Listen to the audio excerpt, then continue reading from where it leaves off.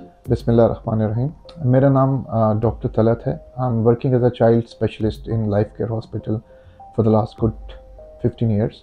मैं चाहूँगा कि आप लोगों को इन रूटीन में लेटेस्ट जितनी भी चीज़ें आ रही हैं या जितनी भी बीमारियाँ आ रही हैं उनके बारे में बताना शुरू करूँ, हर हफ्ते में या महीने में एक दफ़ा एटलीस्ट कम अज़ कम, ताकि आप लोगों को इससे फ़ायदा मिल सके। करंटली जिस टॉपिक पे मैं बात करना चाह रहा हूँ उसका नाम है इन्फ्लुएंज़ा। ये इन्फ्लुएंज़ा है क्या? ये फ्लू है क्या? ये क्या कोरोना वायरस के कोई टाइप्स हैं या कोई और रेस्पिरेटरी सिम्टम्स हैं? तो लोगों के बहुत ज़्यादा सवालात इसके बारे में आ रहे होते हैं। Let's talk about it. Influenza flu like symptoms हैं। इसकी बेसिकली 4 टाइप्स होती हैं। Influenza type A, B, C and D. Seasonal flu है बेसिकली, और ये चलता है ज़्यादातर सितंबर, अक्टूबर, नवंबर, दिसंबर, जितने भी आर के महीने, इनमें ज़्यादा तंग कर रहा होता है, और सर्दियों में इसकी प्रेवलेंस ज़्यादा हो जाती है। मोस्ट कॉमन जो उनमें से है जो कि एपिडेमिक्स कॉज कर रहे होते हैं वो ए और बी टाइप्स हैं। जितने भी आजकल हमारे पास पेशेंट्स आ रहे हैं उनमें इनमें सिविरिटी बड़ी इंपॉर्टेंट सी बात है कि इसको कैसे डिफ्रेंशिएट किया जा सकता है कि इन्फ्लुएंज़ा है पेशेंट को या कोरोना वायरस है। इनके साइन सिम्टम्स काफ़ी मिल रहे होते हैं। जहाँ तक इन्फ्लुएंज़ा का तल्लुक़ है तो इसकी सिविरिटी के बारे में एकदम से सिविरिटी आती है।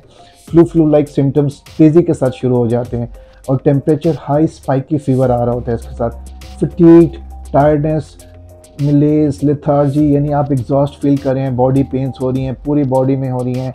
नॉट लाइक कोरोना की तरह जिसमें आपको बैकिक हो रही है या रैश आ रहा है, और फ्लू लाइक सिम्टम्स इतनी तेज़ी से नहीं आते जितने इन्फ्लुएंज़ा में आ रहे होते हैं। फिर इन्फ्लुएंज़ा के लिए एक टेस्ट भी अवेलेबल हैं जिनको आप करा सकते हैं कि फ़्लू स्क्रीनिंग के तौर पे, ताकि आपको पता हो कि आप इन्फ्लुएंज़ा को डील करके मेडिकेशंस लेना चाह रहे हैं या आपको कोरोना की कोई सब टाइप चल रही है उसके मुताबिक चल रहे हैं।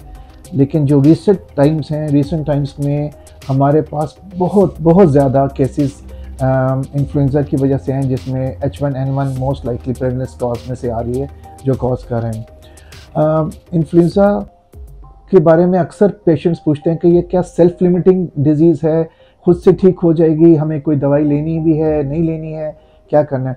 तो इसके है कि ये self limiting to some extent है, लेकिन कोशिश करें कि आप सपोर्टिव मेजर सारी लें। ज़्यादा पानी पिएं, रेस्ट करें, मास्क पहनें, और क्या अच्छी डाइट लें, और कोशिश करें कि अगर आपको सेकेंडरी सिम्टम्स नहीं आ रही, यानी कि आपकी चेस्ट नहीं इन्वॉल्व हो रही, कफ नहीं आ रही ज़्यादा, या निमोनिया, क्योंकि ये एक ऐसी बीमारी है जो माइल्ड टू मॉडरेट और सिविरिटी के साथ किसी भी पेशेंट में प्रेजेंट कर सकती है, डिपेंडिंग अपॉन हिज और हर कंडीशन, जैसे कि उसका अपना इम्यून सिस्टम कैसा होगा।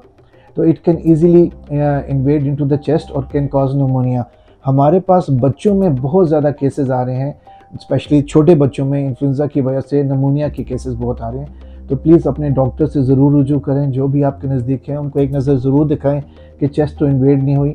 और सपोर्टिव मेजर्स में एंटी एलर्जिक्स ले सकते हैं, जैसे मैंने पहले बताया कि lot of fluids, green tea, honey, जो शानदार, all supportive measures are required. और फिर अगर आपके सेकेंडरी सिम्टम्स आ रहे होते हैं तो प्लीज़ उसमें आपको एंटीबायोटिक्स का इस्तेमाल करना है। मेरे ख्याल में इन्फ्लुएंज़ा के बारे में बेसिक नॉलेज आपको पता हो गया है कि ये क्या चीज़ है, और इसमें हाई स्पाइकी फीवर के साथ साथ आपको नेसेसरी मेजर्स भी लेनी हैं, जिसमें आप एडॉप्टिव मेजर्स भी ले सकते हैं, और प्रिकॉशनरी मेजर्स के साथ साथ आप सेकेंडरी मेजर्स के तौर पे कुछ मेडिकेशंस भी सपोर्ट के तौर पे ले सकते हैं। एक बात जो कि बहुत इम्पॉर्टेंट है जिसके बारे में मैं बताना चाहता हूँ कि इससे बचा कैसे जा सकता है। जहाँ हम प्रिकॉशनरी मेजर्स लेते हैं वहाँ की वैक्सीन अवेलेबल है जो हर साल सितंबर के एंड में आ जाती है पाकिस्तान में। तो प्लीज़ पूरी की पूरी फैमिली ज़रूर इन्फ्लुएंज़ा की वैक्सीनेशंस कराएं।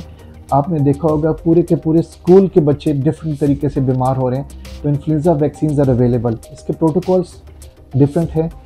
जो बच्चे 3 साल से नीचे हैं और 6 माह से ऊपर हैं उनके लिए 2 शॉट्स हैं, हर महीने आधा शॉट लगता है। 3 साल से लेकर 9 साल के बीच में सिंगल शॉट होता है, जिसको पिछले साल भी लगा हो, लेकिन अगर पिछले साल नहीं लगा हुआ तो इस साल पे 1 महीने में लगेगा पूरा शॉट, और अगले महीने भी लगेगा।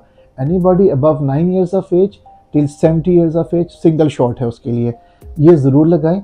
इसका फ़ायदा ये होगा कि जो बीमारी 10 से 12 या 15 दिन के लिए होनी है, इस वैक्सीनेशन की वजह से 2 से 3 या 4 दिनों के अंदर रिजॉल्व हो जाएगी। This is very important. तो प्लीज़ अपने बच्चों को, अपनी फैमिलीज़ को, बूढ़ों, बुज़ुर्गों को, बच्चों को, सबको आप इन्फ्लुएंजा वैक्सीनेशन हर साल लगवाया करें। बहुत शुक्रिया। Thank you very much.